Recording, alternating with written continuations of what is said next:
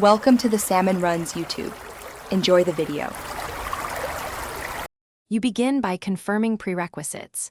You must have access to the Bybit email and phone tied to the account and Google Authenticator installed.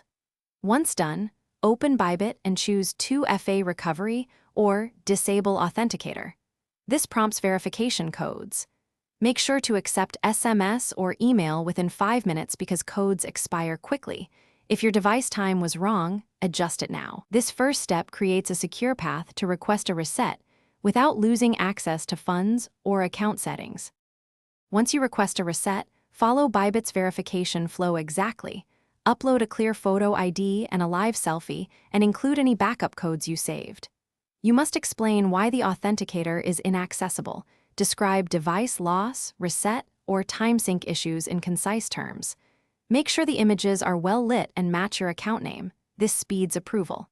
After submission, expect an email with next steps and a 72-hour review window.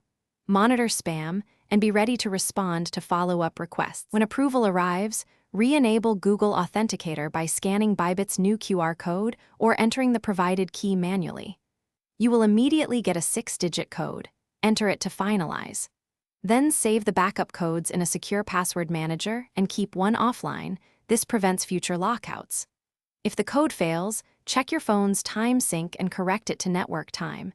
If problems persist, redo the verification steps or contact support with your case ID for faster escalation. Thanks for watching. Consider subscribing if we helped you.